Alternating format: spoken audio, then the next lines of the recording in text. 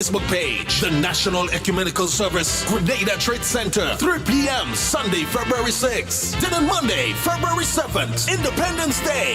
It's the military parade and rally, 10 a.m. at the Kirani James Athletic Stadium. Happy 48th Grenada. Ozone really gets it clean. Get with the Ozone family line of products. Ozone liquid laundry detergent, perfect for your semi or fully automatic washing machines, yet suitable for your hand wash, soft on your hands. Ozone Disinfectant Cleaner. It's the most powerful disinfectant and cleaner with a long-lasting fresh scent.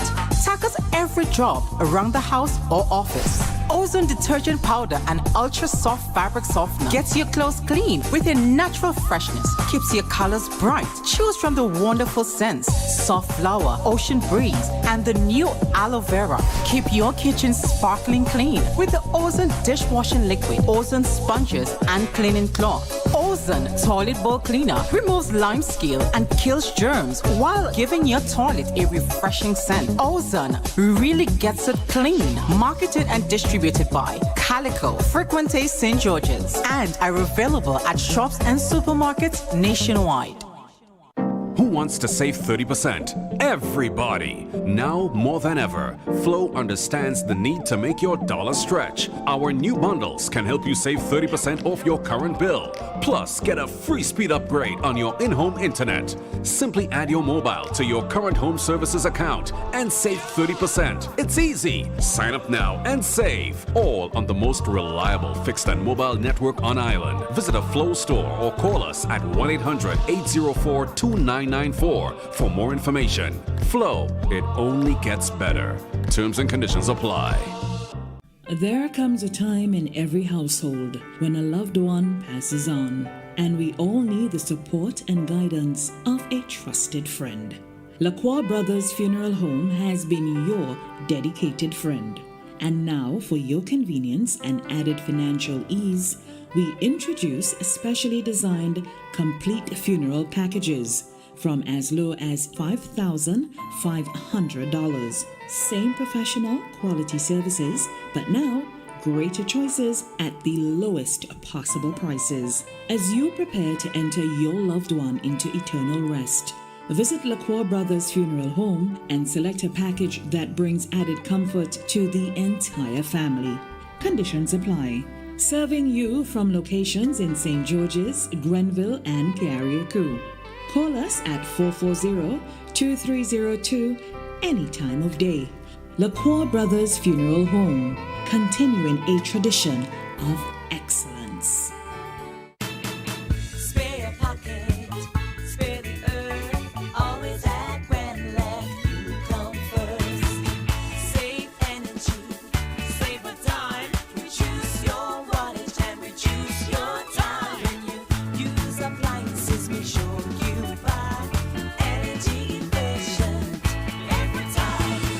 Spare your pocket, spare the earth, always act when left, you come first. Spare your pocket, spare the earth, always act when left, you come first.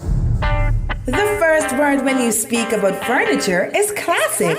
Yes, at Classic Furniture, they design and make the best in local furniture. All their products are made from the finest local wood available on island. You think it, they design it, and make it to your expectations. The highest standards at the best possible price, and they also provide higher purchase for you, their valued customers. Located on Ben Jones Street in Grenville, with their factory at Chantemille in St. Patrick. That's where you need to visit when looking for products made of the finest local wood. They deliver and install items at no extra cost. Your satisfaction is their mission. The extra step is taken to ensure their customers are completely satisfied. They do doors and finished kitchens, supplies mattresses, and restores antique pieces to look like the first day they were made. Hey, give us a call on 442-4645 and 442-9726. Classic Furniture, Grenada's homegrown furniture producers.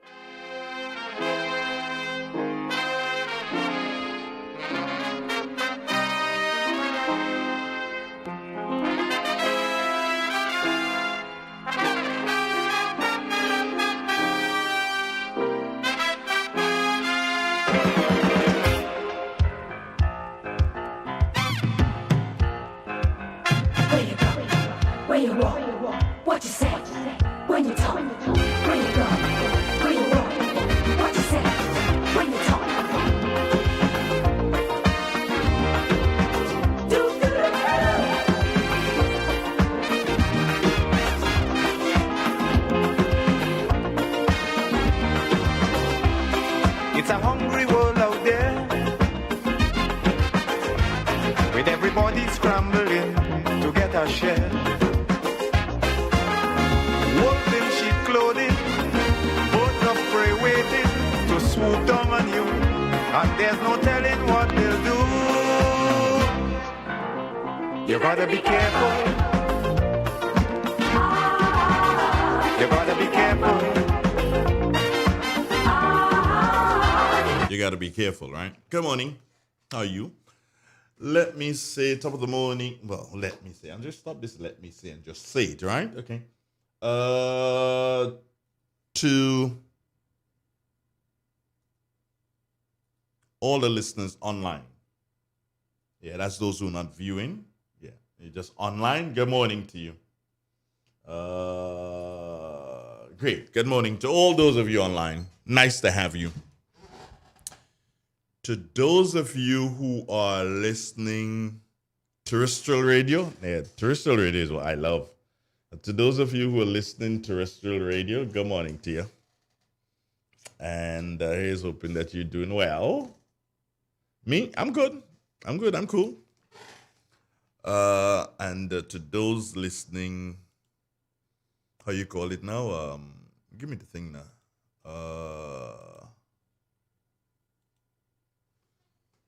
Yeah, to those listening via the what you may call it, via the live stream. Yeah, that's it. Good morning. Some of them I can tell their names like Landon Jane, Bernadette Purcell. Good morning to you. Nice to know you're on board, Bernadette. And Alison Brown. Good morning to you and good morning to your family, Allison. Vanessa Lalji, Venitris, what's up, girl? Errol Bonaparte, Tamika Moses, Maxine Belfont. You still riding that bike? I wonder if you have a license to ride a bike. Oh, did I say that? Oh, I guess I exposed you. The police will stop you and ask you. Don't worry. Maxine, good to know you're listening. Kenneth Joseph, good morning to you. And Maxine is saying good morning again, but yeah, Lucille Pascal, how are you, man? Lucille, are you in Grenada or are you off island? I keep asking that and I don't get an answer. What's wrong with you? I haven't seen you in ages. Boy, that's not how we roll. We do better than that, don't we? Yeah, we do a lot better than that. So anyway, nice to know that you're around, but I'd love to know if you're on island or if you off island. Antonita, good morning. Vanessa, you did what? You took a ride with that guy? Oh, I'm happy that you're safe. Does this guy have a license to ride a bike? Oh, no, Vanessa, you don't do that. I want to talk to you, not about you. Come on. Anyway, good morning to you, my dear. How are you doing, Drumsticks? Good morning. I'm good. Talk to me. Good morning to you. Good morning to the nation. A reading from the Word of God, John chapter 1. In the beginning was the Word, and the Word was with God, and the Word was God. The same was in the beginning with God. All things were made by him, and without him was anything made that was made.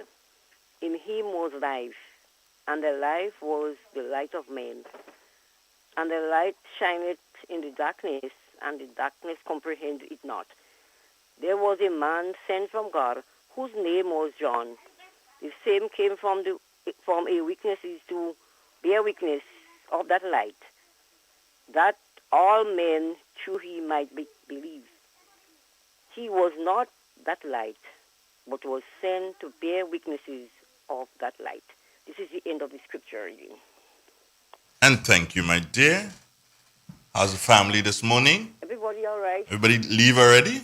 No, Olive getting ready. She's right here. Olive. What happening, girl? Olive, I find we don't connect, you know. I find we kind of vex with each other, you know. Hey. Good morning. How you do? You did? All right. I ain't really feeling you, man. What happened? I find you let me go, you know. After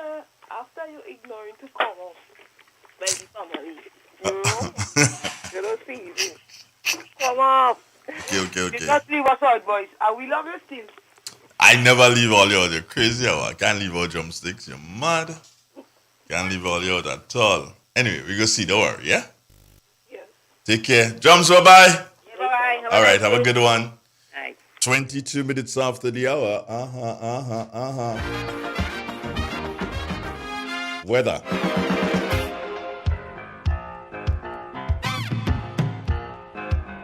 Where you go? Where you walk? What you say? When you talk? Where you go? Where you walk? What you say? When you talk?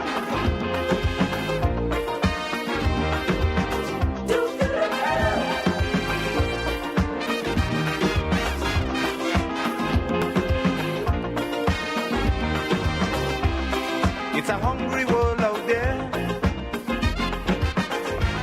with everybody scrambling to get a share. Wolves in sheep clothing, birds of prey waiting to swoop down on you, and there's no telling what they'll do. You gotta be careful. You gotta be careful. You gotta be careful. Jerry Tamer loves this song. I believe Angel House might do it one of these days. Good morning, Jerry. Hi. Or you might do Pan in Danger. Well, you know, Angel House did Pan and Danger for Panorama 1985, you know? Yeah, and of course, you know, we won with that, huh? Well, yeah, that's true too. Yeah, so how are you doing this morning, brother? I'm okay. Okay. All right, well, let me say good morning to all your listeners also. And as usual, we're taking a look at the weather. Well, present conditions throughout our Tri-Island state and most parts of the Eastern Caribbean are fair. The winds are easterly at 18 miles an hour. Barometric pressure is now 12.8 millibars. Now that is below normal but rising. Current temperature 25.2 degrees Celsius. That's the same as 74.4 degrees Fahrenheit.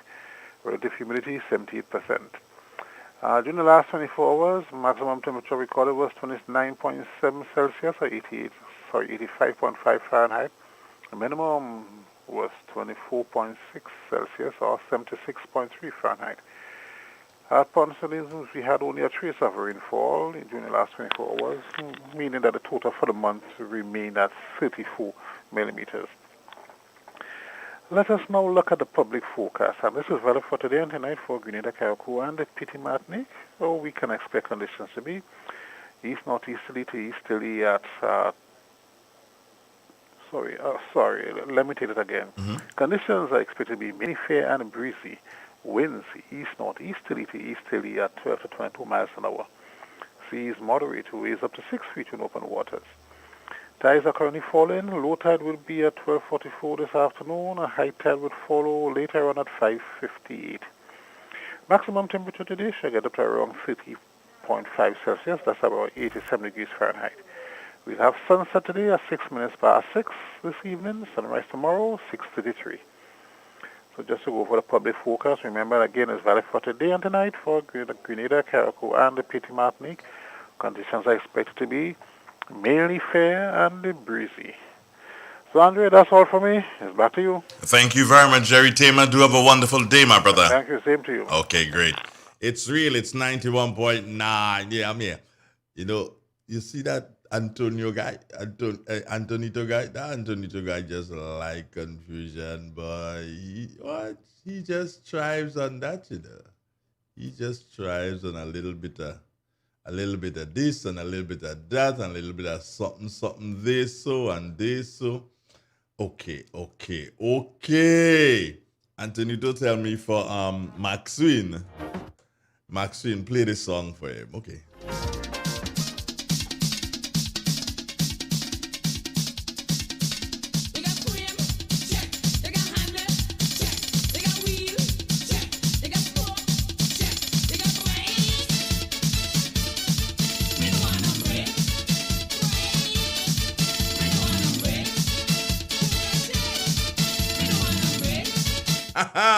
Flames! Ride the bicycle, boy. Hey, it's not a bicycle. Man, I have a scooter. Swing Belfont. Come on in.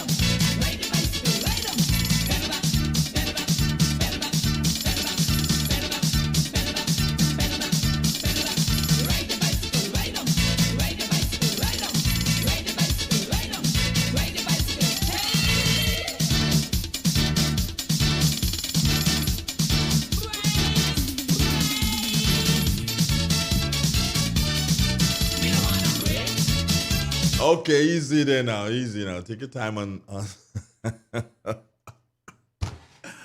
Oh my. Okay, so I'm trying to find the Nwasa thingy. I'm not seeing anyone for this morning. So let me double check. Yeah. Sometimes it's not where you expect it to be. Oh yeah, it's there. Right, it is there. So we're gonna have Waterwise, and that's gonna come up at 7:30, which is just about 2.5 minutes away. Yeah, we have it. That and some more of this. Ah.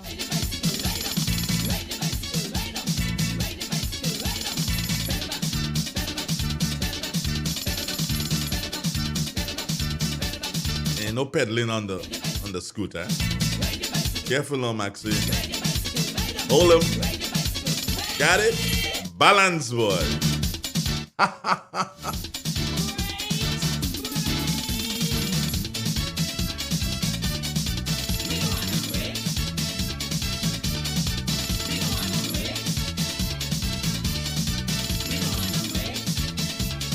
This is real. This is 91.9, 91.5, www.drealfmgrenada.com. Broadcasting from studios located at Main Street Stairs inside our beautiful historical St. Patrick. We do it like this, Monday to Friday. I've got a nice one for you this morning. This one's like gonna blow your mind.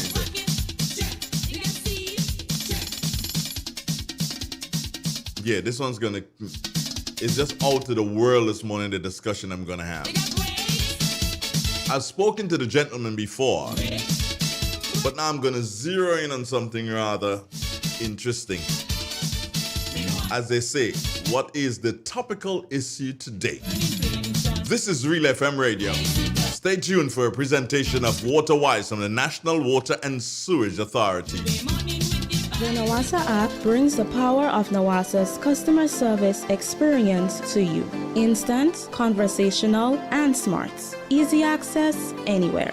Get bill balance, transaction history for up to 6 months, report a fault, link to websites, view payment centers, contact information, push notifications, and multi-tenant accounts, all in a secure login platform. Like a self-service concierge app, mobile.nawasa.gd gets you the support you need much faster.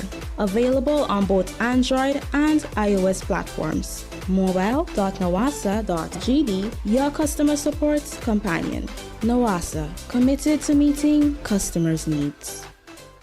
Good morning, listeners, and welcome to another edition of Waterwise, a production of the National Water and Sewage Authority, Nawasa. I am Wendy Chateau. Climate change is shifting the limits of weather predictability. Changes in weather patterns and increased frequency and severity of extreme weather events are documented consequences of global climate change. The departures from old norms can bring storms, droughts, heat waves, and wildfire conditions beyond what infrastructure has been designed to withstand or what people have come to expect. This morning, we get the view of forecaster Fimber Frank on the issue of climate change and how individuals should prepare. Climate change is a concern now in terms of extreme weather patterns. What's your take on that and how people should view climate change and the potential for water scarcity? So it plays on the same point. Be mindful of what we have and manage it well. Not every day is the same day. Not every day will be the same day. And what we have now, we may not have it 2 or 3 months down. So make use of it and be wise in everything that we do. Because not everything might be climate change to say we're going on one road, but the climate varies. So you might find 5 years with a lot of rain, then 5 years will drop off a little bit, then another 2 years wet, then keep bouncing back and forth. So it's not to say we'll be going on like to doomsday, but it could bounce back and forth, and you need to be mindful of that and take that every day with you as you go out and you manage your water. And this goes beyond just water, right? It's life. It's life. You manage things well because, again, not every day is the same day. Forecaster Fimber Frank. Good water management benefits everyone. When water resources are managed well, communities benefit. Water is so readily available that we often do not think about where it comes from or where it is managed. But bad water management can really hit us hard, affecting access to clean drinking water, leisure and fun, the ability to wash and clean and produce food. Consider conservation when using water as best you can, especially during this period. Proactive steps mitigate the discomforts associated with a lack of supply should interruption to water supply occur. We again encourage you to follow our social media platforms, Facebook, Instagram, and Twitter, to stay up to date on relevant information. And download and try the Nawasa app, which gives you quick, easy, and secure access to your accounts, but also allows us to send you notifications. You simply go to your web browser and type in mobile.nawasa.gd to sign up for access to bill balances and bill history up to 6 months, report faults, and receive push notifications, among other features. This brings us to the end of Water Wise for today. On behalf of the entire team at Nawasa, I am Wendy Chateau. Do have yourself a fantastic day. The Nawasa app brings the power of Nawasa's customer service experience to you. Instant, conversational, and smart. Easy access anywhere. Get bill balance, transaction history for up to 6 months, report a fault, link to websites, view payment centers, contact information, push notifications, and multi-tenant accounts, all in a secure login platform. Like a self-service concierge app, mobile.nawasa.gd gets you the support you need much faster. Available on both Android and iOS platforms. mobile.nawasa.gd, your customer support companion. Nawasa, committed to meeting customers' needs.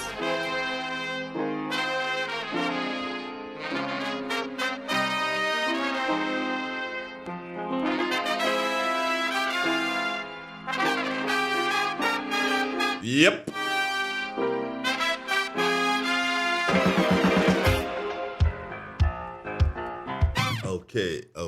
Okay. Yes, I told you I'm supposed to have a conversation this morning. When you talk, when you go, when you walk, what you say, when you talk.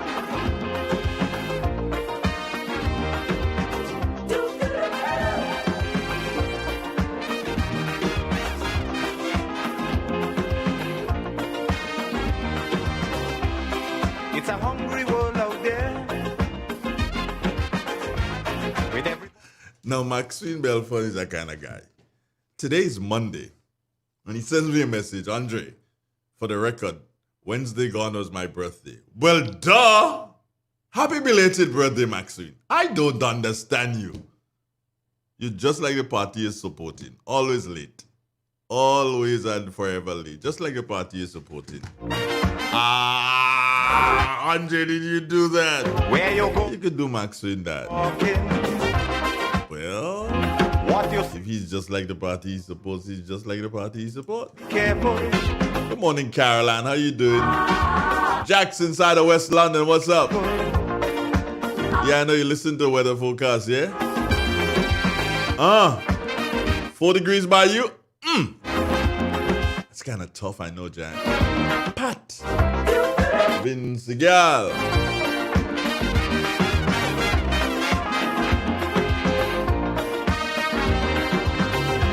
I think we have. Oh, yes. Let me go and check it for you, friends. The list. Yeah, that list for the finalists of the Calypso competition. Yeah, let me check that list.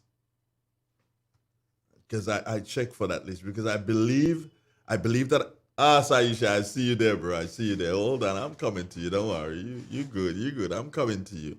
All right, I just have to check a list here, Saisha, and I'm coming straight to you, brother. So where did I see that list? I know it's there. I need to find it because I need to just read it out for you guys. Right, I think, yeah, this is it. And bingo. Bingo goes the bingo. All right, so the names of the finalists, and I'm assuming that it is in no particular order, right? I'm assuming that that's the case. The name of the finalists for the Independence Calypso competition. Now, Philandy Jeffrey, Stunner, is a song called Booster. Sheldon Douglas, Sheldon, Soldiers for Grenada.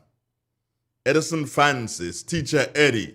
I believe Teacher Eddie needs to win a crown. I'm not saying this one, but he needs to win a crown. And Teacher Eddie has Sing a Song as Sixpence. Samantha Dixon, Royalty. We Can't Give Up. Nivian Cox, Anything. Teddy Christopher, Top Cat, All Garbage Outside. O'Neill Findley, Gun, Struggle Together in Unity. And Anthony Etienne, Grenada Michael Jackson, Overcoming Adversities. And Monique Cummins. Monique, oh yeah? You back? Great, Monique, great. Nice, well, a song called Happy Birthday. So let's see what happens. All right, and Ken Richard Joseph, KJ, Injection. He is the standby, right? So there you have it. We'll continue repeating it here on Real FM Radio. But as I said to you, got this guy. Yeah, man. And we have discussions. There are a lot. Him and I, we usually have a lot of discussions. You better believe that. But have we had discussions on air before? Yes, we have. We have had discussions on air before. And this morning, yesterday, as a matter of fact, I reached out to him and says, hey, bro, we need to talk again. We have a lot of things to talk about, yes, but I want to guide a conversation, as I said to him, in a particular direction so we can see a lot of things that we probably have not seen. So he's doing his hair. When he's finished doing his hair, is he finished? Are you finished with your hair, brother? Yeah, you finished doing your hair? Good. So I guess he's finished with his hair now. So I'm going to add him to my stream and say, Saisha, good morning. Good morning, brother. Good morning. Why you putting me on spot? I didn't put you on spot. I mean, make sure look at my hair. What do you mean I do in my hair? Man of business is that. Only your brother can say that. Only your brother can say that. You know, if I was your brother... You know, son didn't even really rise yet, right? I mean, you know people like that. Where are you? On the western side? East. I'm getting the early sun. Oh, you're getting the early sun. Okay, I see. Oh, it's still cold. No. No, I'm not cold at all. Maybe the AC up there. Right. Yeah, the AC probably have me cold. So that's how hot I am in here. Well, okay. The interesting thing about this building, the walls are a lot of years old, a lot older than me, and the walls are like what? About 1.5 feet, 2 feet thick, you know. Those kind of Exactly. old walls, yeah, Yeah. about a foot and a half thick. So when the sun hits it, when it's hit by the rays of the sun, it heats up. During the day. If it's sunny all day, then when you leave and you take the air condition off at night and you get here in the morning, you wonder if it's a furnace because it That's keeps the heat. interesting. I saw a It keeps. building like that this weekend. I was visiting someone. The building I was in was all wood, and 10 feet away there was another building in all concrete. The wooden building had no AC, and it was cool all day, all night. And the concrete building had to run the AC all day, all night, even with the windows open. Even with the windows open, yeah, it happens like that. Wow. So, how's Saisha doing? I haven't seen you. I haven't heard from you for a bit. I know you're there, but we haven't connected for a while. How have I been? Could be better. I've had a setback. We need to talk about that, but that's private. That's private, yes. Yeah. Yeah. But other than that particular setback, I've been good. I've been heartened to hear certain statements and to see certain things happening. So, as small as it is, as incremental as it is, we're at least moving forward. So that's Your music playing in your background? Yeah, I think that's me. Yeah. So if you can load that music, please. Right. Yeah, Good. We prop it in now. My reason for contacting you has to do with ganja, but the whole aspect of decrim, meaning decriminalization, and legalization, because everyone is having that conversation. Not that you and I wouldn't have the conversation, we would, but because everyone is focused on decriminalization, legalization, I wanted to take it away from that at the beginning so that down the road, as we continue to have conversations, because I'd love to have you for at least twice a month because of how we go in with this thing, to hear your views on the whole thing, because folks will say, well, why Saisha? Saisha is my expert. I'll put it just plain, frank, and simple so they know, well, Saisha is my expert on this. So we're going to deal. So the legalization and the decriminalization, I will not want to deal with this morning. I will want to deal with other things as it relates to marijuana. Can we do that? Yeah. Good. That can happen. Right. Now, here's a big question. You are a Rasta, a dreadlocks, whatever. Do you smoke? Yes. Remember the first time you had me on your program in 2012 or 13? That was the beginning of this conversation, as a matter of fact. And one of the first things I did when you asked that question was showed you my prescription. So unlike other places, the place where I lived before, California, California did this probably 30 years ago before everybody else jumped on the bandwagon.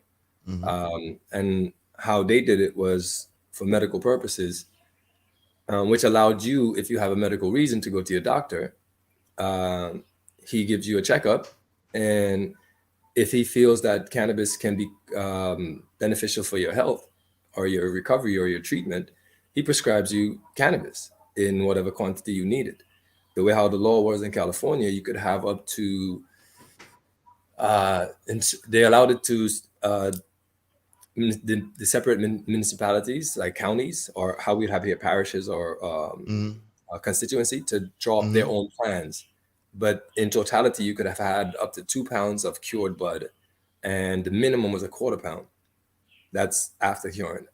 They allowed you to grow plants on your own. But as a citizen, you had a right to walk around the state with actual cannabis on you for when you need to have your medication.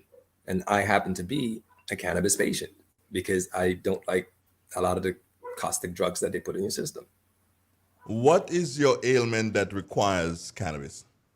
I have neck injury from swimming in a car accident.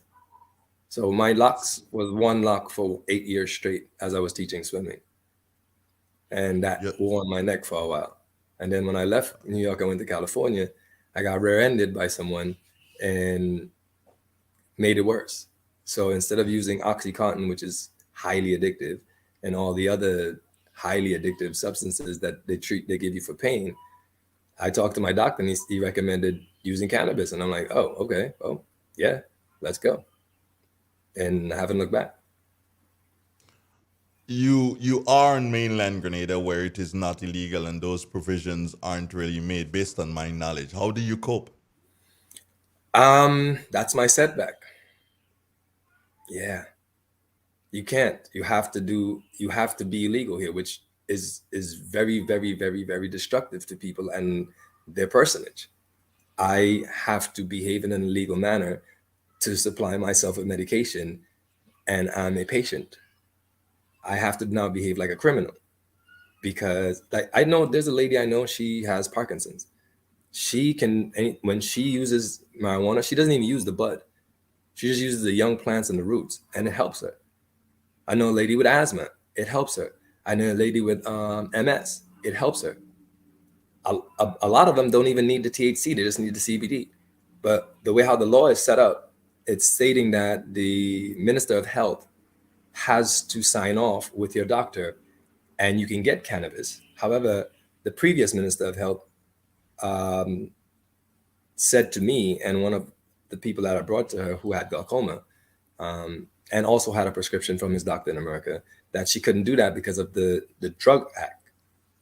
And that didn't make sense to me because we import codeine in Grenada, which is cocaine. When you go to the dentist, that numbing thing they give you is cocaine. And the only how they can do that is with the signature of the health minister and the health providers to bring that in. So it's a gray area that they're allowing for people to be and really bolster the black market industry, because if you want to reduce crime, why are you forcing sick people to go to the black market for their medication? Okay, so you're saying the previous Minister for Health had a problem, but I think it was Miss Modest. Uh-huh. And you're saying the brother got to the point where he actually went blind, so there was no real need for him to get that anymore. And when I did talk to the current minister, he didn't really have any interest in this conversation at the time. That was about 2 years ago. And you're still at the same position with that? Yeah, well, I haven't really I'm a person, I don't like to hear no too many times. So returning to Andre Donald to tell me no 2 and 3 times, that's not gonna happen. I do have shame, and shame me once, shame on me. Shame me twice, really shame on me. Shame me 3 times, am I dunce? No. So we're gonna try other paths to try to get this done. It would be nice it would be nice when we behave like mature adults and have mature conversations like we're doing right now, especially from law enforcement side down on this particular subject, because a lot of law enforcement don't want to be doing this. This makes no sense to them. However, the law is on the book and they have to do it. So they're forced to do something they don't really want to do. I've had way too many conversations with way too many officials in law enforcement, yet there's still officers who are still hell-bent on enforcing this law because that's their lane. Everybody has a bias. Let me ask you this, though. Have you had brushes with the law which would have taken you towards the court system? I actually have one right now. That's my private matter I need to talk to you about. Okay. We need to talk, brother. We got some things to talk about. Yeah, we really need to talk. Yeah, I've been trying to keep this out the public, and it's getting hotter and hotter and closer. But this should have never happened. And I explained to the brother that you are taking my medication, and you actually really need to not do that. There's no need for us to get public. It would be really nice if this could be handled privately, because one of the reasons that we're having this conversation, and he even told me, well, the prime minister said such and such, but it's not done yet. And I'm like, yeah, brother, do you understand that one of the reasons that we're having these discussions is because my big mouth and the same prime minister signing the CARICOM document, why are we still, did you not hear? You're literally telling me the prime minister said stop chasing people, and you're chasing. Why? This is like, are you not hearing yourself? Stop doing that, brother. And I must say, there are individuals on the police force who may not be so inclined, friendly, so inclined to do what the prime minister says, which is their boss. I know Andre Donald's have employees that may not like Andre Donald, that may want to do something to make Donald look bad. And I understand that. This is one of those situations that could potentially make Andre Donald look bad. I would prefer that Andre Donald don't look bad on the situation. Metaphorically. Yeah, no. It's but we need to talk. We are going to talk really today. need to talk, We're going to talk. Yeah, we're going to have our conversation. Let's now have the conversation for the Let's people. digress. Yeah, let's digress and have the conversation for the people. Now, I start again on this and say to you, marijuana, is it just about the smoking? Is it just about the drinking? What is marijuana about, Saisha? The misconception. And don't give me this thing about medicinal purposes. No. I'm tired of hearing that. Remember when we first talked, when we was about to do the Simone program, and I said to you, you mentioned something similar to this, and I said to you, if we took out the entire female plant out of the conversation, which is what they use for smoking and most of the things in terms of medicine, and we legalized only the male part of the cannabis plant, we'd still make billions of dollars. For example, the clothes you're wearing, Andre, can be made with weed, and you never have to smoke a bud. The entire building you're sitting in could be made with weed. Even down to your mics, your cars, almost all things plastic can be fashioned with weed. Henry Ford, back in the 40s, built a car from weed. Lotus, the supercar company, built a car in 2009 from weed. Look it up. These are not things I'm making up. There is even, I think I sent something to you. There is even a female suppository right now made from weed. So that when women have menstrual cramps, you insert this thing and it eases those cramps and relaxes you. Never having to get quote unquote high.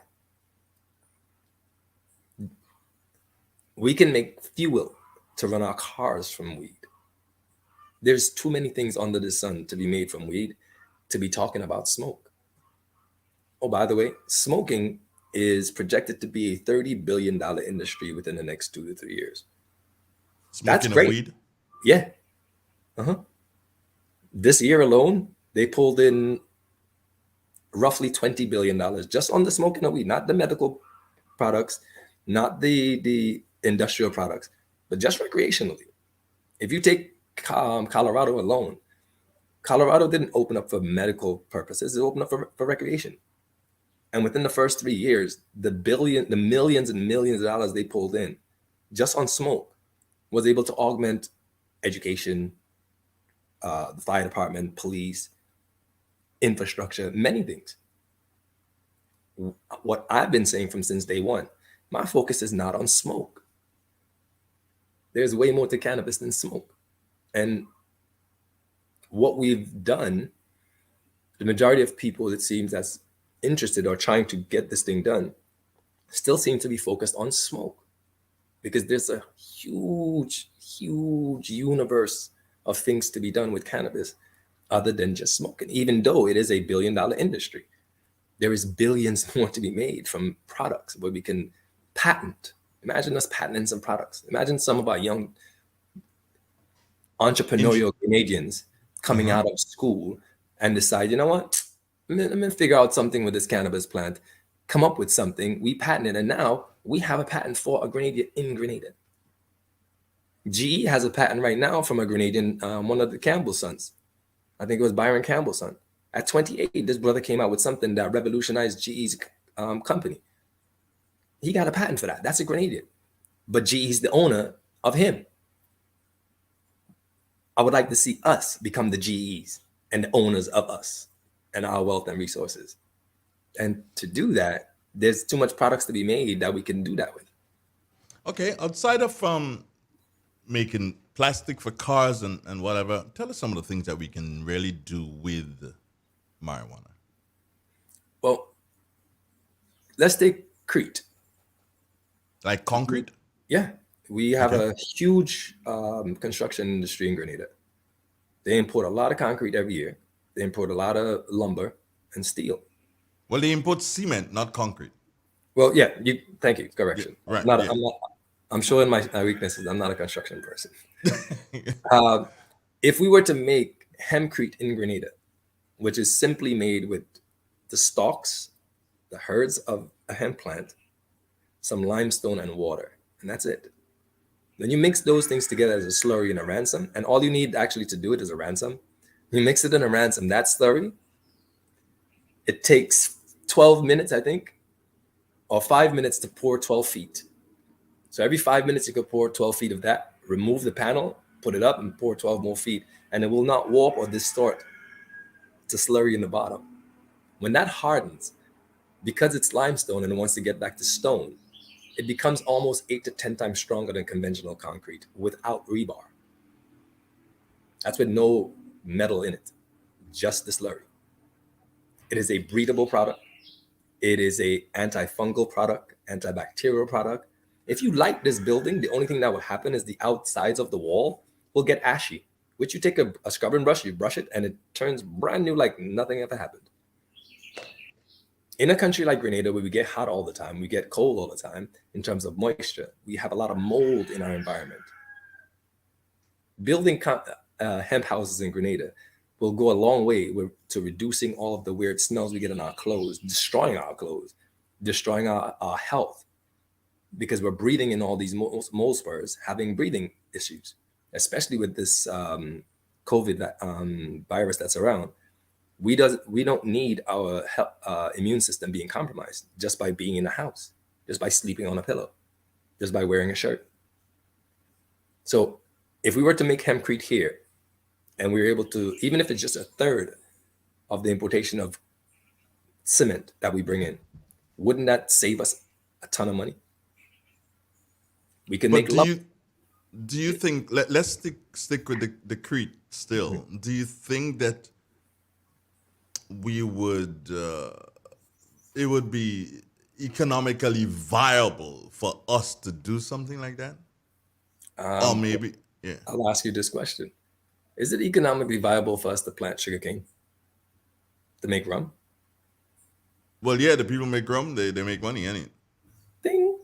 And the places that they plant cane,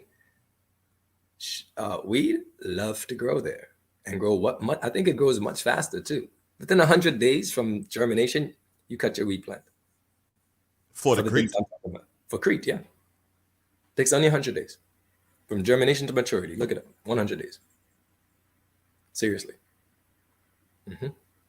So are these? What are you talking about? Are they private projects that somebody would have done, or are they tested and proven? Because I mean, you can just talk things and yeah. Well, these have been tested since the 30s. Like Henry Ford on 10,000 on 10,000 hectares was able to power over 40,000 motor vehicles with the oil from the hemp plants that he got from them. 10,000 hectares.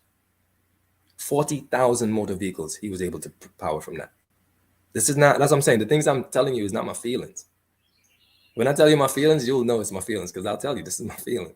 These things I'm telling you is things you can research.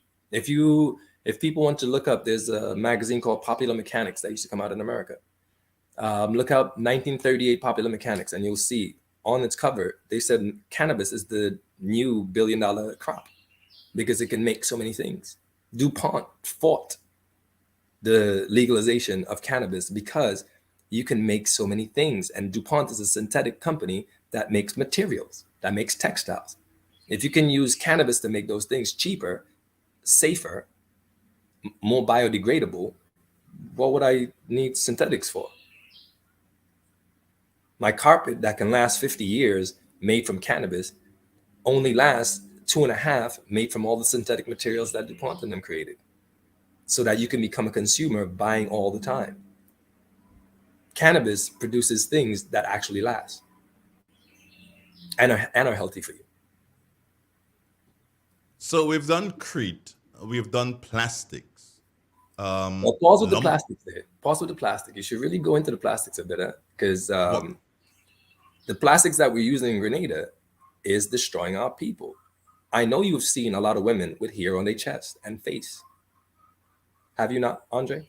Yeah. Why do you think that's happening, brother? Well, it could be genetics. Nope, it's a hormone disorder. It's not genetic. There's a few people who have genetics like that. Few. But that genetics also messes with your hormone. It's a hormone thing. There's a lot of women here and men with erectile dysfunction. A lot of men here have erectile dysfunction because of the plastics that we're drinking out of. These plastics are one-use plastics. A lot of times we use them 4 and 5 times. Sometimes a year later, we're still using the same plastic bottle. The colors have changed and we're still using the bottle to drink water out of. Our plastic drums that we fill up outside in the sun and use the water to drink. The plastic pipes that the water is coming through that's heated up every day with the sun. And we're drinking that water, the PVC pipes. When we're able to fashion plastics out of cannabis, those chemicals are not involved in that plastic. So you don't have to worry about being poisoned like that. This is why it's best for us to move towards cannabis and away from these synthetic materials, because the synthetic materials, almost all are made from oil, like crude, petroleum. It will kill you. You're not a car. But I'm looking at how big this thing has to be in order for it to make sense. Do you think that Grenada alone can go this, or does it take an amalgamation of the islands, maybe the Windward Islands and then the OECS to do this? So, yeah, you're getting in on my bigger idea. So one of my bigger ideas that there was a while ago, you might have known this. There was a move to unify the whole entire Caribbean. Yeah. And I think Jamaica and Trinidad and somebody else. Trinidad backed out. Trinidad and said then that just broke up the deal. Yeah, 1 from 10 leaves north. Right. So that actually needs to be revisited, but in a cannabis framework. So for example, hear me out. Where do we bank? Almost all the islands, do they own their own banks? Do we have a central bank for the Caribbean? We have an Eastern Caribbean Central Bank. Who owns that bank? Who's actually backing that bank? Is it Caribbean people or Europeans? That bank, I think, is tied to London. I'm not sure. I'm not going to go on this one. I'm not sure. I need to do some work on that one. It's because we're not a union. We're not all together. Imagine we had a green bank in the Caribbean, where all the Caribbean ganja money can go through, and we could finance our loans, our development, without having to worry about whether the Europeans or the Americans will back our money. Wouldn't that make sense? Well, that way, yeah. Because right now in America, you can't really bank ganja money. It's still illegal federally. You can't bank that money in Europe. So all of the transaction that's going on in America right now, all those billions I told you about, 99% of that is cash, like hand-to-hand cash, trading billions of dollars every day. When we do this, unless we change the banking system, we won't be able to bank the money here either. Where do we do with this money? Where do we go? There's a lot of people. That's why I said we need to have a sit down to really discuss this. Energy needs to change to really do this properly. The banking system needs to change to do this properly. Because when Grenadians make their money, where do they go with it? If it still can't go into the bank. That's why, again, in terms of the legal decrim thing, there's certain things that allow for one and certain things that allow for another. Banking is really important when it comes to creating an industry where cash, a lot of cash, is moved around. We need to start looking at ways to actually create tangible independence for our people as a diaspora and not just an individual nation. Because as you said, we're small. Doesn't mean we can't do certain things as a small nation and as a diaspora. Somebody's saying here, he's correct. The research has been done. Let us Google the information. One Caribbean owned by us. You agree? I'm believing Absolutely. that you do. Absolutely. Well, see, again, you hear people say, "Oh, the prime minister said over his dead body," and blah blah blah blah blah. And I'm like, but that's the same prime minister that signed the CARICOM report.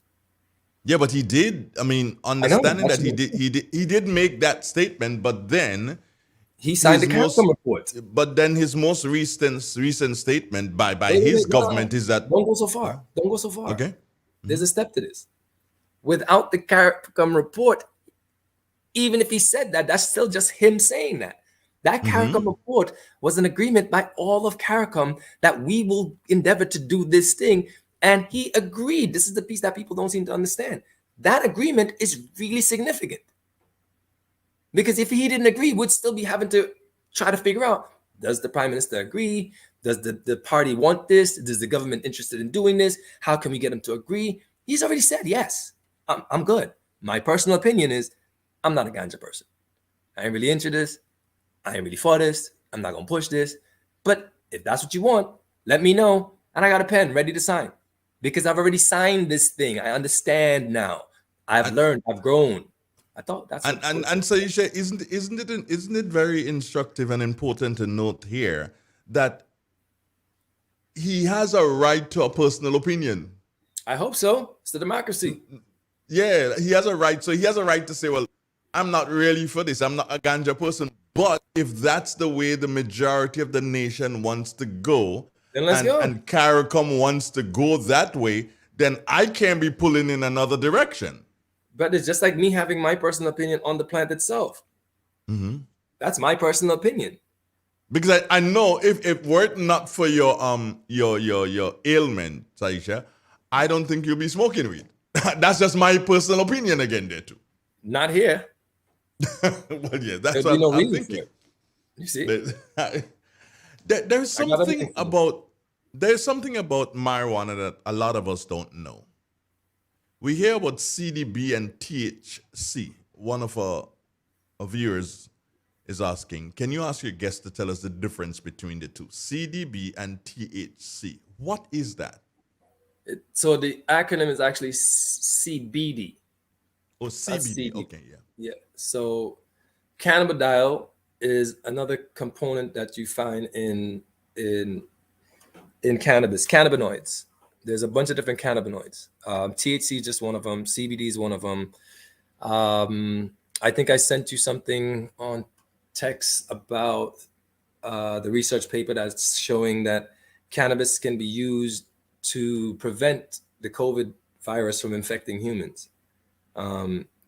Because if COVID needs to take 3 steps to infect a human, it stops one of those steps. So effectively cannot infect you by preventing it from going into your soft tissues. I haven't fully read it to be confident to speak on it yet, but that's as good as I can get. So in that research, they found 2 more cannabinoids, not THC or CBD. It's 2 different ones. I think one is called CBHD and CBD, some other acronym.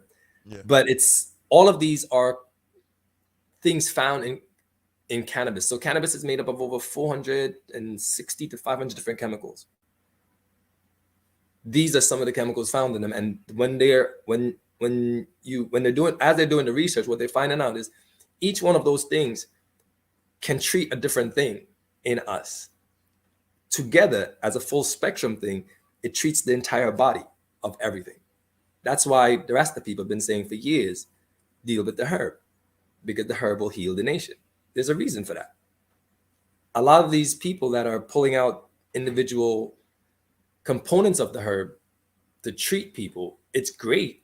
But by doing that, you're opening up an avenue for some other weird things too, because ganja is not CBD. Ganja is not THC. Ganja is not CBDH. It's all of those things in one. And there is some research out there that says when used as a full spectrum plant, you get the best results from the plant. When used in isolate, you get results, but it's not as good as a full spectrum. THC, on the other hand, is the thing that Gets is you the high? reason that is the reason why most governments have banned the plant, because that's the psychoactive component in cannabis. That's what you just said, quote unquote, gets you high. But that also is medicinally needed for you. So, for example, you said a lady that asked this question? No, a gentleman. Okay, so women give birth to children. Children get fussy, irritable, and they don't want to eat. If a woman has never heard of the word cannabis, ain't never heard no ganja, never seen, smell, or taste a ganja plant in her life, do you know what she produces when she gives breast milk to her child? What? THC. Get a life. Come on. Look it up. Andre, I'm not telling you feelings, brother. Look it up. You know why? Let me ask you a question. You ever hear this? Formula babies are irritable. And you could tell the difference between a formula baby and a breast baby. Why is that? Because a breast baby is calm. A breast baby will eat. A breast baby don't have attention deficit disorders. Because when he was drinking that breast milk, he was getting THC to keep him calm and increase his appetite and relax him so his mom can talk to him and his dad can talk to him. Look it up. When I first heard it, I was like, wait, what? Oh, hell yeah, that's bomb. That's right. Remember, in the human brain, there's something called THC receptors, you know. Why does the human have? We didn't put that in there. Why did the creator of all things create this being called a human, this intricate, fine, weird, mysterious, magical thing called a human being? And in that, he will put, or she, a thing called a THC receptors. And then in the female of that, he will make the ability to create THC out of her milk without ever touching cannabis. Why would they do that?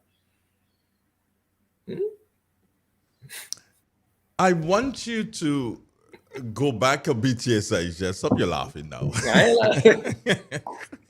I want you to go back a bit. When you spoke about the research that is being done as it relates to marijuana and COVID, I want you to go back a bit and because I get the feeling that my viewers and maybe the listeners too are of the opinion that yes, this works. Can you say that, hey, this is still research being done, and yes, it probably can work? Is that what you're saying? Because I don't want to cause a situation whereby people start going and say, well, we need to do marijuana because marijuana can do this and marijuana can do that. Can you go back to that, please, bro? Let me clarify. The chemicals needed for this is not found through smoking. Let me repeat myself. Say that again. Just smoking marijuana will not get you the chemicals needed to prevent the COVID virus from infecting you. Okay. The research does not say it's done through smoking. It's done through extracts and getting that particular cannabinoid and taking that as an oil or a suppository. That will prevent it. But just lighting up a spliff is not going to prevent COVID. It may help with other things, but I'm not sure if it will prevent COVID. That's not what the research says. If people would like to find it, if you go to Forbes magazine, Forbes magazine put it out on, let me see the date, January 11th, 2022. It's a research paper from Oregon State University. You can look it up and it will tell you exactly what it is. Let me see if I see the chemicals I was talking about. I can tell you what that CBGA and CBDA is the cannabinoids that is used to do that. Okay. So like I said, these are things that I don't, the one thing I don't want to do is start speaking in a public forum and not being able to back up what I'm saying. I don't like feel good talk. There's a time for that. That's, when you're hanging out with the boys, feel good talk happens. When you're chilling with the homies, feel good talk happens. When you're having meaningful discussions about how to change the country, we shouldn't be dealing with feel good and emotional talk. It should almost be clinical.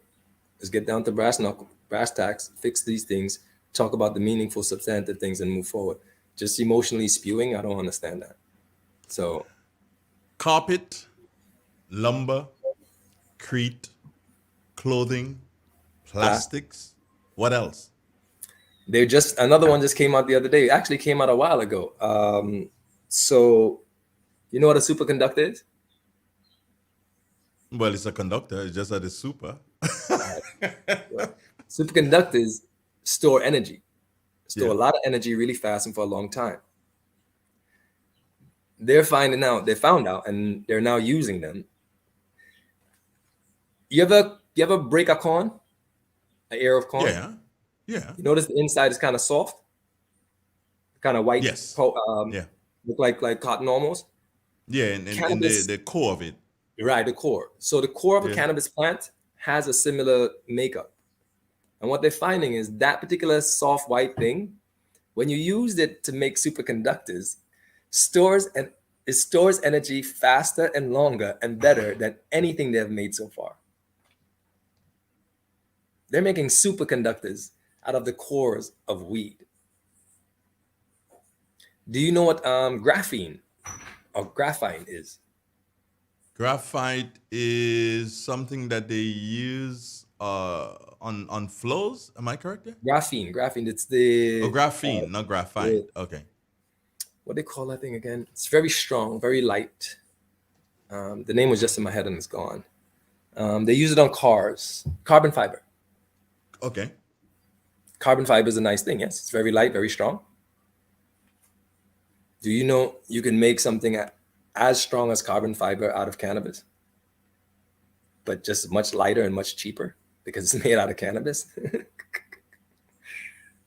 You can make a material as strong as carbon fiber from weed, and it's lighter and cheaper because to make graphene,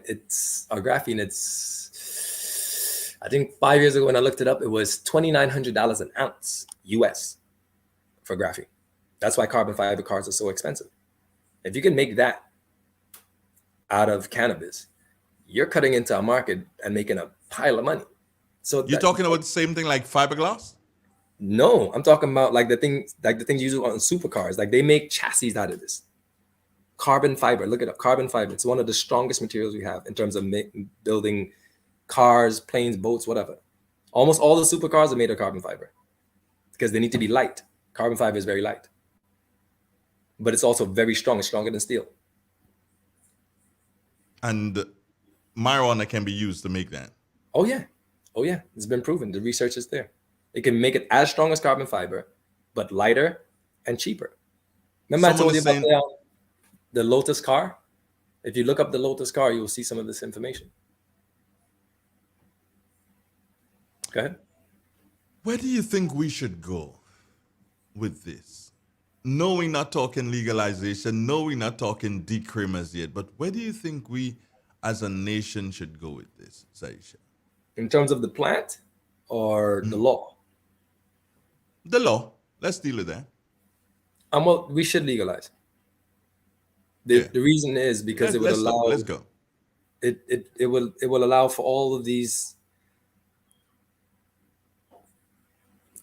It has the potential for changing the revolving door of the service industry, which takes up most of our employment in Grenada.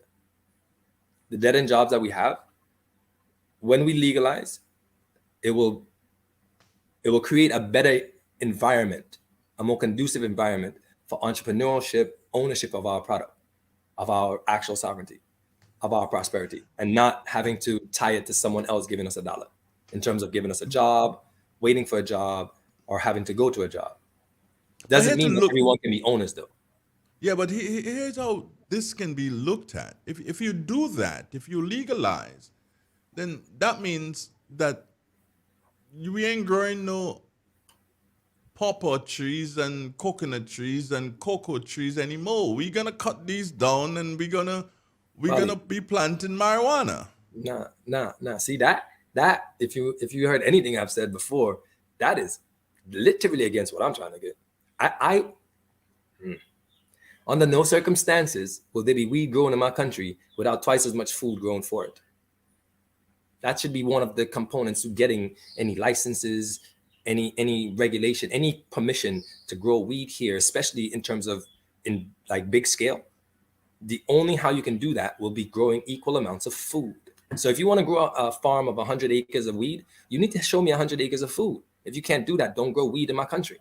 We will not be selling weed to buy food. That's not what's going to happen. I'm not interested in that. So the other part of that is, let me ask you this question. Is peas legal? Peas? Peas, Like corn. Yeah, it is.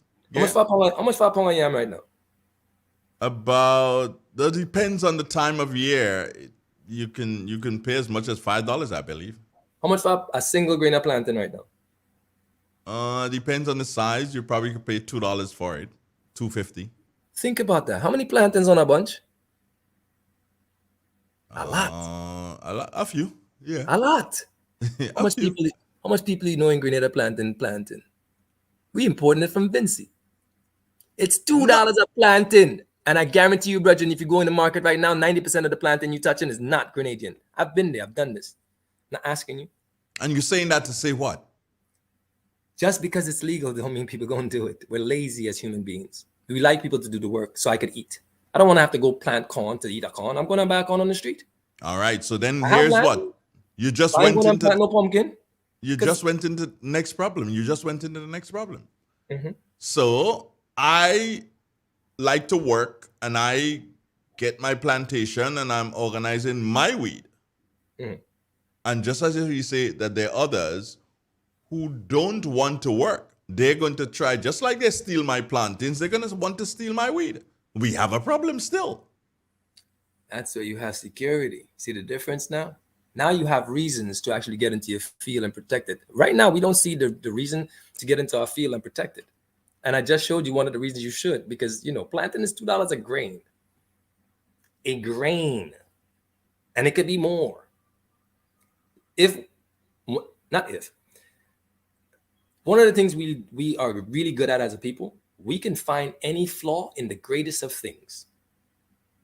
The greatest of things. We will find the flaw. And it's not that it's not a flaw. It's actually a flaw. But the problem is we have negated 99% of all the positives for this one flaw. In spite of this flaw, there is 99% of positives. That's what we should be focusing on. Doesn't mean that there's not. It's like I segue for a second. I saw some young men on the beach one time and I said, hey guys, you sit down here, smoke all the time, you work. I see all you guys work at the same place.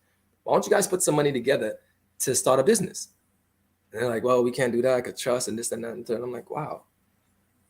So the one thing you can do to make you money in case you don't have money, you won't do. But you'll go to work every day hoping that somebody give you $1. So you won't do the thing necessary to improve your life, but you want someone else to do it. That's interesting. It's the same thing with the cannabis thing. But do you think that legalizing cannabis like that, and this is something coming from one of our viewers, Mhm. and it reads, so we advocate to legalize cocaine next? That's that red herring mumbo jumbo business. That's like saying, okay, you know what I'm gonna do with this? Constitutional reform. Whoever said that, we're gonna take constitutional reform to answer you. Constitutional reform came around, and before it did, many Grenadians got up in their feelings about, we need to change our constitution. The white man gave us this. The slave master gave us this. We ain't even had no say in what they gave us. The plantocracy, blah, blah, blah, blah, blah. Okay, here's constitutional reform. What would you like to see in there? Nobody shows up and give their opinion. All right, here's what we think it should be. We picked out one thing out of 7 and said no to all. Because, God forbid, other people get the right to be just a human being. Let's destroy all the changes we've been begging for, because two men might actually, be able to walk down the street and be people. Like, I care about who two men sleep with. I ain't sleeping with men. They ain't sleeping with me. Why I care where they go? But we could have said no to one bill and said yes to all. And we said no to all of them because of one bill. Do you see what I mean? We will pick out the negative in all of this positive and destroy all the positive because of this one negative. You're thinking, but you could have just left the negative. You could have just left the negative. Why you why you seem to be so happy to glom onto negative things? So when this person say, so what's the next cocaine? That makes no sense to me. You're already getting legal cocaine. It's called a drugstore. The pharmacy you go in sells you drugs. It's on the storefront. We ain't trying to legalize drugs. There is a plant called cannabis that can heal you, that can treat many of your ailments better than the drugs you're using from the drugstore by your doctor. Doctors have said they can do this thing. Not the Rasta man, not the weed man, not the drug dealer. Your doctor, your medical providers. What does that have to do with legalizing cocaine, which is already legal in your country? You can legally go to the drugstore and get cocaine. I cannot legally go to the drugstore and get a spliff. Here's what someone else is saying. This guy is a convenient ras living in vanity world in the concrete jungle. I live in Grenada, homie. What concrete jungle are you talking about? If you don't know me, please don't say things you don't know. Hush. When you don't know someone, hush. If you would like to know who I am, my name is Aisha Williams. I'm from Mount Morris. I live in Grenada. I've been living here for a long time now, since 2012. I've lived abroad. That's why I sound like this. I read. That's why I sound like this. Because some people don't read. Please don't accuse everyone of not reading. I know who you pointing fingers at. That finger that pointed at me, you got 3 coming back at you from your own hand. Stop pointing fingers, brother. Deal with your sores. I'm dealing with mine. I didn't say it was a male. I said someone. Oh, I said male for a reason. Oh, you said, oh, okay. It's real. It's 91.9, 91.5, www.drealfmgrenada.com. Approaching the 8:30 hour, just away from 8:30 by about 25 seconds or so. Speaking with Saisha Williams. Who is Saisha? Well, he's my friend. I came upon him some time ago, quite a long time ago, and we've always been we touch base ever so often. And when I need his services, I touch base, and I guess when he needs mine, he will touch base. Saisha, you have suggested that we do legalization instead of decriminalization. I'm going to draw it this way and say I've been listening to different things, and I heard a clipping recently by the leader of the National Democratic Congress, who is also calling for legalization instead of decriminalization. Yeah, instead of decrim. Is he on the right track? Almost. I've listened to that interview, and I've listened to the piece that was put out, and how it's framed from his message. You will still leave out about 90% of Grenadians. So when I first came home, when we first talked, remember, my first initial push in this field in Grenada was specifically for medical marijuana. Clouden was pushing heavy for it too, remember? We were both really, really heavy on the medical, and it didn't really take traction. It didn't go anywhere. And when I stepped back and looked at it, I was wondering, why is this not? Because this makes sense. The research is there. Everybody's on it. I mean, America is doing it. This is a sensible thing. Why are we not doing this? And then I realized, Grenadians are very perceptive as a people. And you know what we realized when we talk about medical marijuana? When we first started talking about it, most people looked at it like, you guys got a gimmick. Y'all want to smoke a spliff, so you use medical marijuana. Once they realized that was not the truth, and they started digging into the meat of medical marijuana, do you know how much money you will have to get into that field, brother? Do you know the kind of regulations, the kind of things you would have to meet just to be able to produce medical grade bud? You think we could just go outside and plant a spliff and talk about that's medical marijuana? No. Yo, weed needs to be tested, monitored. Every single piece of that, every ingredient go into it needs to be cataloged. You need to have greenhouses, indoor places, dry rooms. It's money involved in this. So Grenadians are perceptive enough to realize, wait, if you push in medical marijuana, you pushing this just for a small section of people to get rich. We still only getting a job. You see what I'm saying? You still only getting a job. But if you legalize and you open up the market where every Grenadian can try something, well, I may be able to get something out of this because I might be the one that come up with some new patent. We might be the group that comes up with some new business out of this. But all of us, there's enough slices in this pie where all of us can get a slice out of it, and a really good slice. If we do it medical marijuana wise, like St. Vincent, only a few people gets that piece. Yeah, I was about to go there because they just shipped out their first container of weed, or about to ship out their first container of weed after more than a year. You said they. Am I wrong? That's an individual owner, and the owner is Canadian. The owner of that business in St. Vincent is Canadian, not Vincentian. That's what I'm trying to prevent, Andre. I don't want our sovereignty to keep going out of us. I don't want our prosperity to keep going out of us. We can't keep having the plantocracy thing that we've done for 100 years. It ain't made us no money. It made Europeans really rich, though. It made a few of us on the island rich. But the majority of us is still here wanting a job, brother. How many jobs can the government provide? I mean, they're already hiring so many people. How many jobs can SGU provide? They're already hiring so many people. How much more people can go serve the service industry called tourism here? When are we going to create something tangible, something meaningful for our people? And we have this opportunity with a plant. Don't lose it. And don't gimmick it with medical marijuana and decrim. Legalize the plant so our people can be free and liberated. Somebody's saying here they want to smoke in public. That's all they're concerned about. That seems to be a lot of people's, not necessarily smoke in public, but I will actually forward this accusation as most of the ganja people in Grenada seem to be just happy smoking. They seem to be comfortable just being able to be allowed to be smoking. Because, wait, there should be so many more voices on this subject for the amount of people in Grenada that's cannabis leaning or use it, that I'm not seeing them. So and because of the buzz, the excitement about decrim is almost solely focusing on smoke, on recreation, and finite niche things like medicine. When you legalize all those things, you can do not one, not piece. You can do all of them. You can do banking because now it's a legal product. You can't bank a decriminalized product.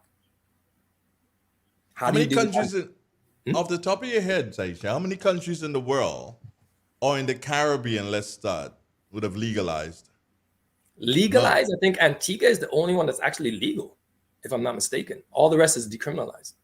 That's why including Jamaica. Yeah. I think Jamaica is legal for medicine only.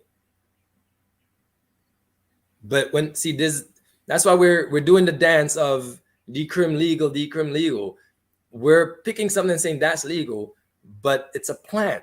So how can piece of the plant be legal and the rest be illegal? How do we do that? You see what I mean? Now you're asking law enforcement to differentiate a bud from a bud, like a medical bud from a recreation bud. Like, I don't understand that. So when the police come up and they see $100 with 2 sets of weed, how do they know which one is medical and which one is recreation? How do they know which one is illegal from which one is medicine? What, does he have a barcode on the one that he's smoking? And does he have a non-barcode on the one that he's I don't understand. We're being like children.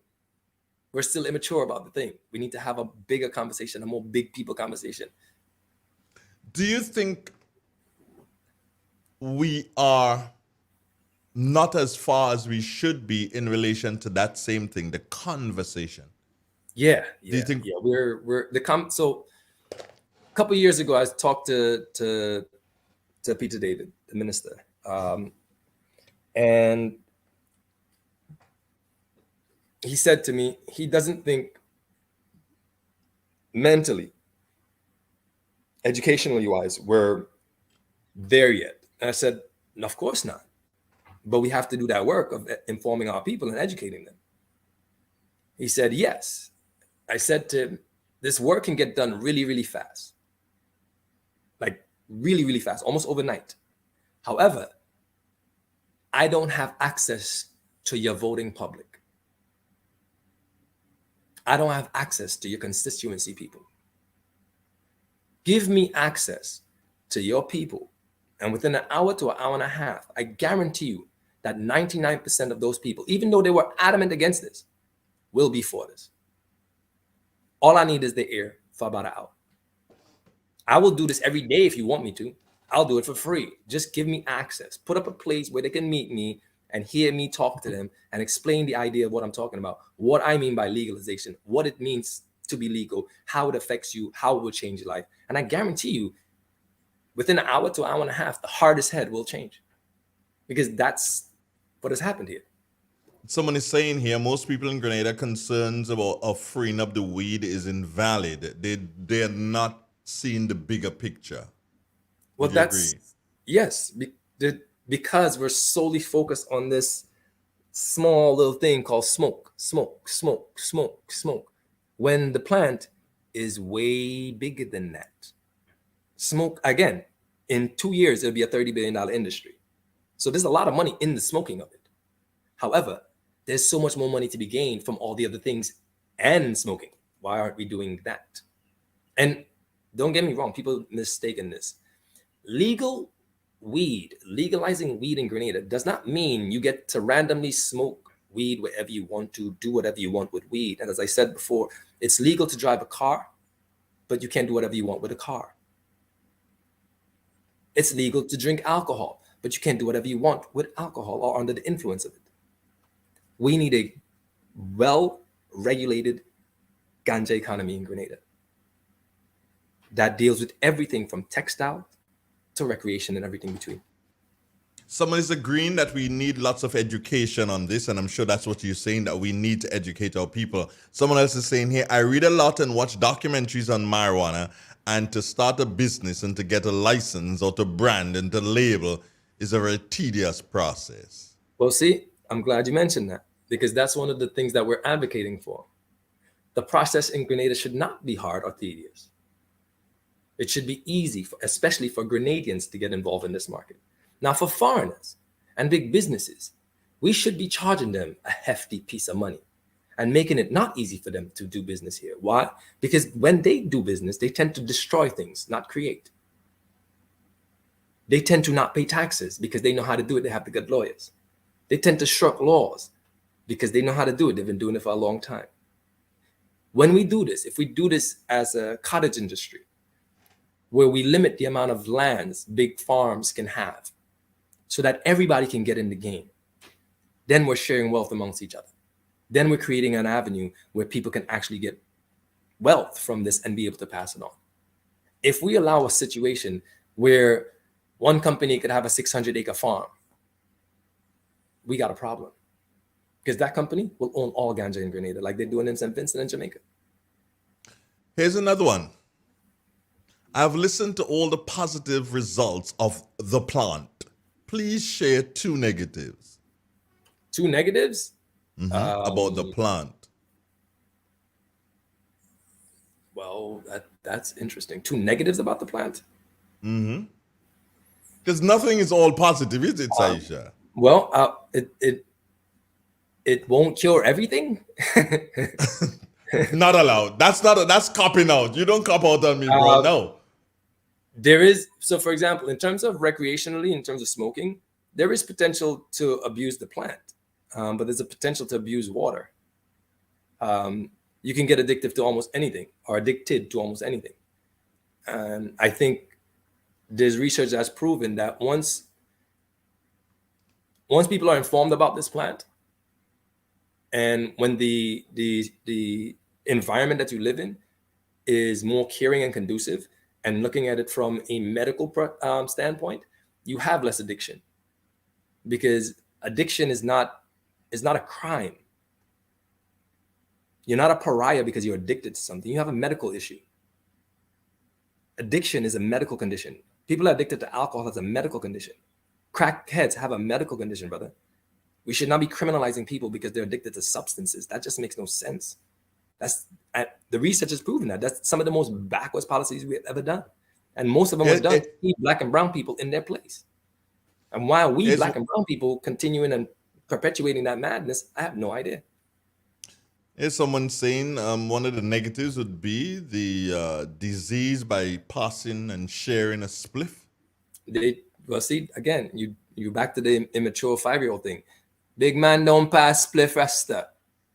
I'm to you. If you are a caring individual, you don't pass your spliff, you share. If you don't have enough to share, you don't. Big men and women supposed to understand this. Children a spliff belongs to one man. A man, yeah. Do you share your woman? I don't think so. You put your mouth on her, don't you? Why are you sharing your spliff?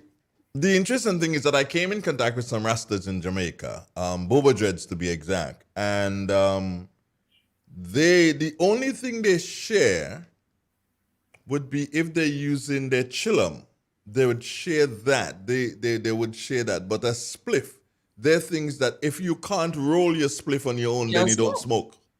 That means you're a child and you shouldn't be smoking. Grown people know how to do grown people things. If you can't do grown people things, don't do grown people things. Wait till you grow up. What are you sharing for? Sharing is, here's a bud, go roll your own. The chillum is a sacramental thing. Mm-hmm. That's normally done at our sacramental gatherings. So the chalice is passed in a sacramental thing. You don't. And that is just like how the same chalice, which is the cup that they use for communion, is passed from person to person, isn't it? Exactly. That's our communion. That's what that is supposed to be used as. Not a recreational get high thing. That's a sacred thing. Again, we don't read much, but it's not something that you just get, you don't bring on the block and pass the chalice with your brethren. That's not, no. So diseases, no, I don't, no. I mean, yeah, no, I can't agree with that. I don't understand how that go down. But again, if it's legalized, mm-hmm. How are we going to deal with the fact that a person can now pull out and roll and smoke? No, almost everywhere. Regulation, well regulated. So, one of the things we've advocated for, there should be no smoking of cannabis in front of any in front of any government buildings, in front of any schools, any playgrounds. And I think government buildings include like airports, ports authorities, things like that, fire stations. Within 150 to 200 yards of those spaces where it can be done, there should be no smoking of weed there. Do you understand what I'm saying? However, at the same time, there should be certain places designated in public for people to consume their cannabis, because people can consume their beer in public where they can responsibly. So we need to create niche areas where people can actually go and relax and enjoy themselves and partake recreationally in cannabis without having to worry about the law or being run amok of the law. At the same time, we can't have a society where, as you say, people just get on the bus and light up a spliff. Not everyone on the bus is spliffers.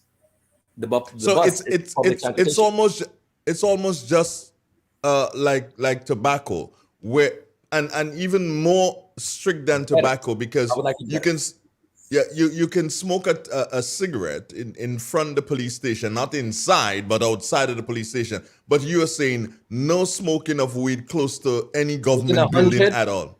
Within 100 to 100 yards of that building, or 100 to 100 yards, because we small. If you do 150, we won't have no places. So within 100 yards of public buildings, government building, not it's like public meaning government buildings like police stations, ports authorities, things like that. No school buildings, no recreation areas, especially where little children are present. You should not be doing that. At the same time, remember we said to prevent a lot of abuses by young people, one of the things that's needed is the age limit. The age of consent is 16, which I don't agree with, but that's what it is. I think the age of consumption for smoking cannabis, especially smoking recreationally, should be 21. Now, before 21, if you want to consume medicinal marijuana, you should be allowed to do so, but with a doctor's and a parent's consent. You see what I mean? Because they may be people like there's one of the things that CNN did a documentary on called Weed, and there was a young girl named Charlotte who was having irreparable seizures, bro. She was having like upwards of 300 seizures a week. She couldn't move, sometimes in a coma for months, and they gave her all these heavy drugs that was killing her.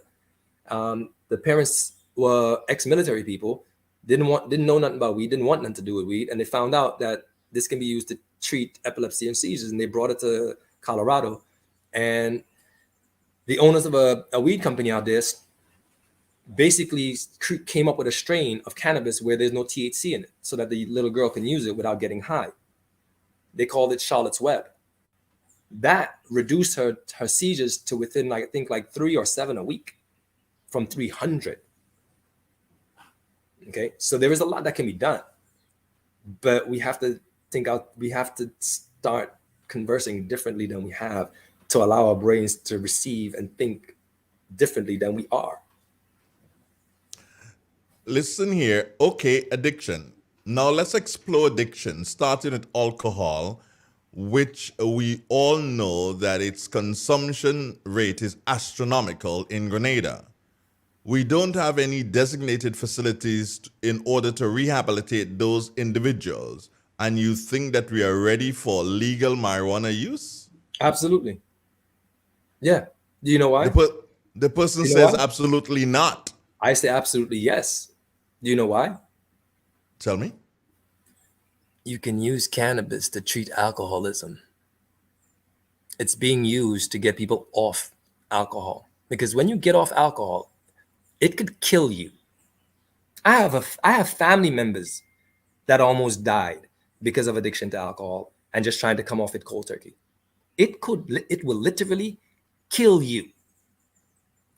Ganja eases that process so you can get back to your actual life without dying and get rid of alcohol from your system completely. But then you get addicted to ganja then. No, you don't. You just stop using alcohol, and if you don't want to, don't use weed, because if you stop using weed, the most you might have is some irritability for about 2 days, and then you're like, oh, weed is gone. Great, I'm good. You may have a sleep disturbance for a night for about an hour because it helps you sleep and relaxes you. And then you realize, oh, I'm back. We're good. See, remember, your body produces these chemicals that you get from weed. Mm-hmm. However, when you're using alcohol and these things and it breaks you so much, you can't get back to normalcy or normalcy. Normality. 4420175, friends. If you want to, you may call. Let's ensure that I can link that call so that Saisha will be able to hear you. A question or two from you. I believe that you would have to hang up so that you can listen to him, but I believe he will be able to hear you. Let's try our first call. Good morning. Good morning, Andrew Donald. Good morning, Aisha. Hold on. Saisha, are you hearing him? Loud and good. All right, great. So go ahead with your question, please. Yes, my brother. I've been sitting behind the scenes listening, my brother. Educate them.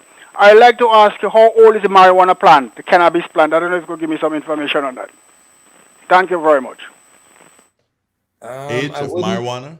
I wouldn't be able to give you a definitive in terms of we know exactly the date, but there is records in China that puts cannabis more than 12,000 years before Christ. The Chinese has been using cannabis for over 12,000 years. It's so important to the Chinese culture that there's a character in the 1,000-character alphabet specifically for cannabis. There's someone here who's saying, that's the same person who asked about the addiction. They're saying that you're way off. when it comes to your explanation as it relates to the question I asked on addiction. The person saying that you're way off and that they know because that is their specialty. Have they looked at the opioid epidemic in America and what's actually helped to stem the tide of that? Cannabis. The person is a nurse, it looks like. So that's good. Probably I need to bring yourself and that nurse in a conversation if she would have it. That even if you brought it in, having an argument is not an argument, a discussion. Right. Right. And the discussion, like I said to her, if she look it up right now, she can find it. Cannabis is used to treat addiction. It's being used in America right now to treat many people with this opioid epidemic that they have, where people are addicted to painkillers and all of that, and alcohol. Now, if you're treating someone with cannabis to get rid of alcohol, I don't understand how they're getting addicted. That means you're not treating them. That's wanton use or wanton abuse. Yeah, but if you're using one chemical to treat for another, isn't it possible that you become dependent on that chemical? It is possible. You're getting rid of the other. So that's what I'm saying. So it's of course, the possibility is there. Doesn't mean that you can't use it to treat the problem. For example, we've used morphine for years to treat addiction. Why? Morphine is super addictive, way more addictive than weed. And she's a nurse. She should know this. When you got the people going to the morphine clinics, what are they going there for? Because they were addicted to cocaine and heroin. So they go get their morphine and they feel better. And gradually you reduce that till they're not addicted to anything. I thought that's how it worked. I'm not a professional. I am not an expert in that field. However, my limited knowledge says that they have used many, many drugs, many addictive drugs to treat addiction by lessening and lessening. So the negative effects of getting off of those things from withdrawal doesn't kill you or force you back to the drug you were using. So I really believe, Saisha, I really believe here that it will make for a very interesting discussion, controlled, between yourself and this nurse here. Because, again, she's saying that you're way off and you're wrong as it relates to the morphine. And she's saying, yes, I am absolutely aware of the opioid crisis and creating pain as the fifth vital sign is the reason for the opinion pandemic. I don't know if you understand that. Okay. So on that one, let me say this. I'm not a conspiratorial person and I don't like conspiratorial fights. And this is sounding like it's about to wind down into some rabbit hole that I'm not interested in going to, and I will not go. Sorry. Ma'am, if you can find someone else to banter with on this particular one, I will give you this win and say I lost. I'm good. No, Saisha, you can't do that. You can't do that. Yeah, because dude, did you read this? Did you understand what that just said? I'm good, brother. What's an opinion pandemic? What's an opinion pandemic? What would we find, as with everything else, or what we would find, as with everything else, the fear of weed lies more in the smoke screen of that conversation rather than in the reality of the pull. Conversation should be centered around medicinal, positive use of the herb. That's one part to start with, yeah. But there's more about that plant that's beneficial to us than just medicine. I would like to live in a house that doesn't, there's something called sick house syndrome. Every time you go into a concrete building, it gets you sick. It takes away your life, slowly but surely, because the chemicals that's used to build concrete is toxic. The paint is toxic. If you build your house out of weed, you don't have that problem. I would like to have children not having breathing disorders because of the house they live in. I would like us to have an economy that we can generate wealth and income from without having to send our best children, our brightest children, to the, house on the hill and keep making them shiny. There's a lot that we could do other than just medicine. And solely focusing on medicine will not liberate our people or generate the kind of wealth needed for tangible liberation for our people. It will make a few of them really happy and the rest of us will suffer. Final question from our guest, and then we'll take a final caller. Can your guest tell us what are the negative byproducts of marijuana? In other words, baking soda, bleach, even spray paint can make illicit drugs. Byproducts? The most negative you could get from marijuana is smoking. If you're using marijuana negatively, you're probably smoking it. And the only reason that would be negative is because you're abusing it as you smoke it. And that's about it. Is it possible to get addicted to marijuana because I use this as a recreational drug? It's addictive to get it. It's possible to get addicted to anything, dude. Andre, it's possible to get addicted to your voice. It's possible to get addicted to the color in the back of you. It's possible to. Let me show you something. Let me ask you a question. What's the ratio of men to women in Grenada? I think it's about 7 or 8 to 1, something like that. Think of that. And there's men in Grenada killing themselves because a woman leave them. And there's 6 more over there waiting for them. Think. Because they're so addicted to that woman that they cannot get off of it because she left. Final caller. Good morning. Yeah, good morning. Back again. Go ahead. I don't think marijuana is addicted. Since I'm going to primary school, I've been smoking marijuana. I smoked marijuana for 30-something consecutive years. About 3 years ago, I decided to just quit the habit, so I don't think marijuana is addicted.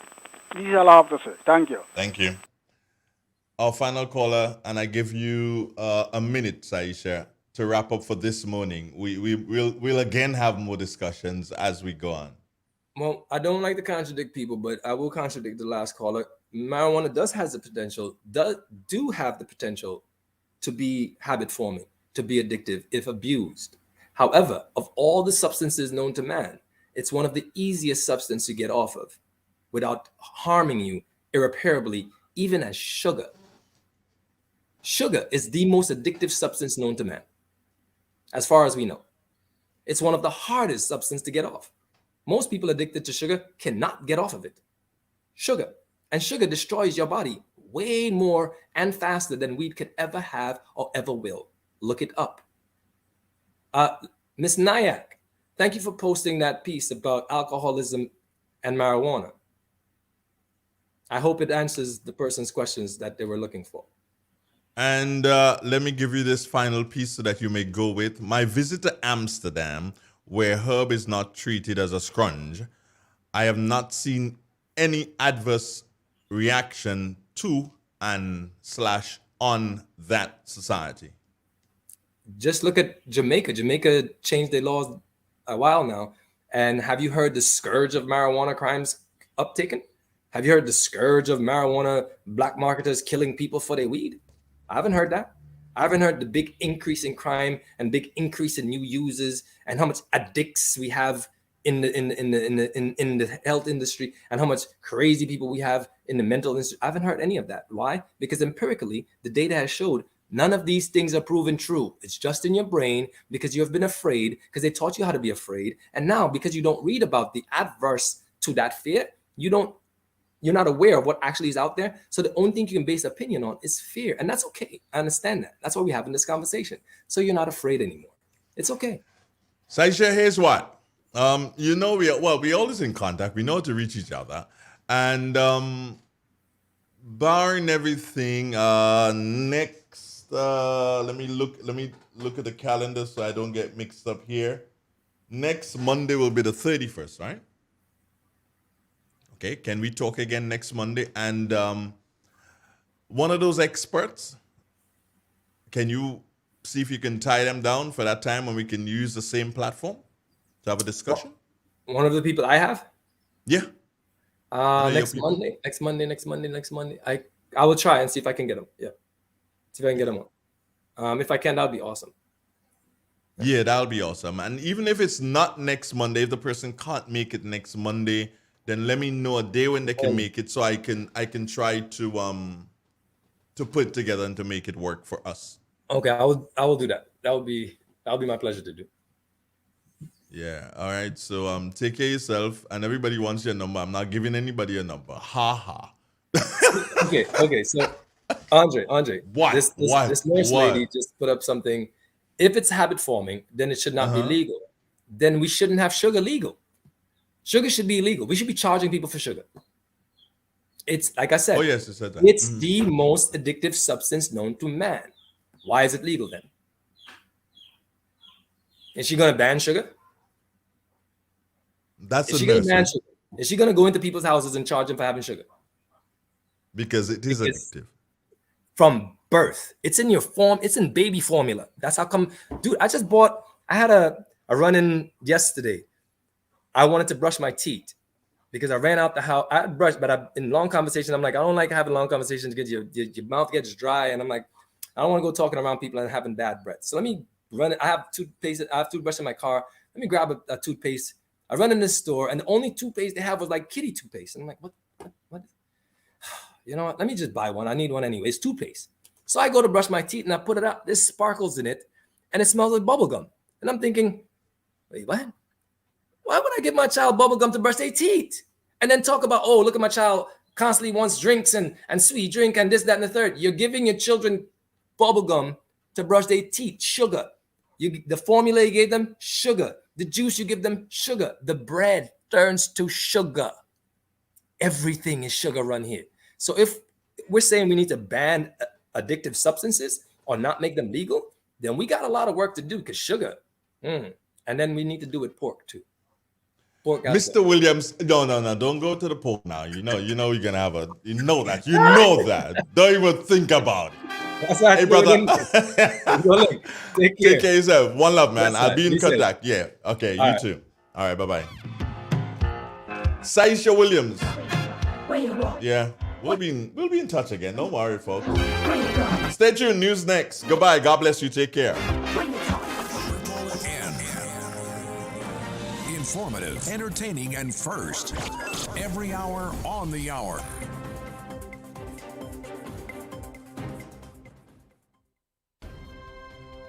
This is the latest news update from the Northern News Network. Details coming up shortly. M&M Hardware Limited, Hope St. Andrew and Dusty Highway, St. George. Shop conveniently for all your building materials.